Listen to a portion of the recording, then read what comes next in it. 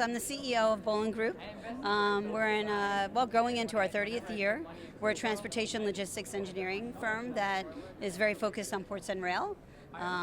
Currently working on what would be the largest port of entry on the west coast of the United States in the last 50 to 60 years to be built.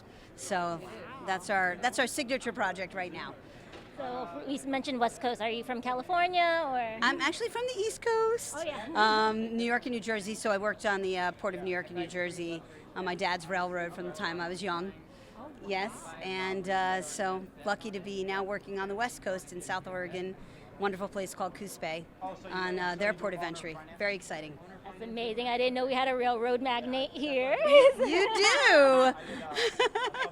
I'm a rail gal. We love the representation here. Good. So I guess since you're from all the way in Oregon, how did you end up here with the America Business Forum? Because I feel like this was kind I of... actually live in Miami. Oh, so you do live in Miami? I do. Okay. I live right here in Miami. Just my large project is on the West Coast. Oh, okay. Yeah, so we have projects in different parts of the United States, but that's our big one.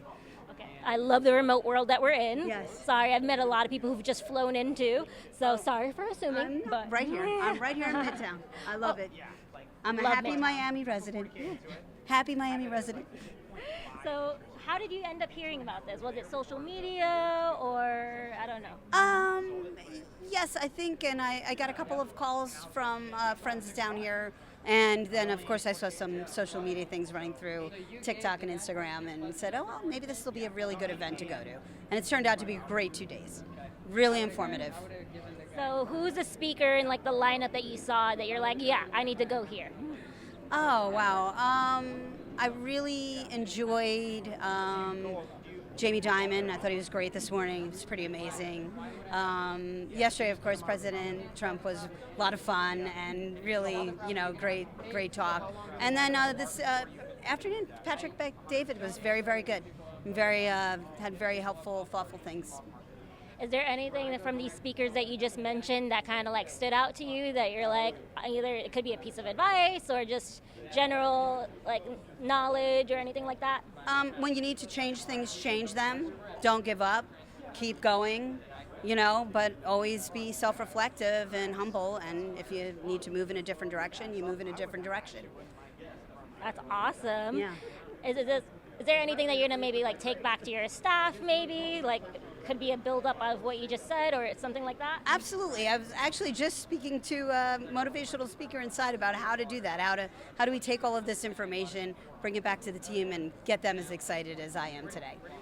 I feel like that's a lot that's been mentioned in my conversations with people recently. It's been like you need to get your team to buy into it so they can really commit. Do you have any thoughts on that?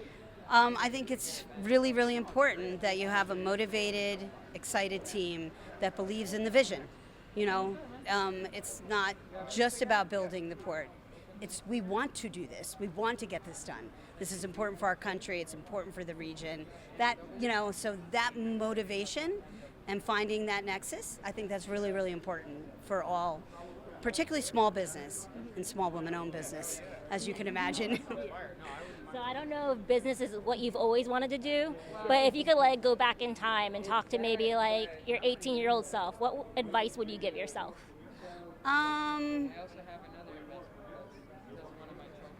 Do not fear things, and absolutely make sure you're always planning and thinking about all of the potential outcomes. That's the advice I'd give my 18-year-old self.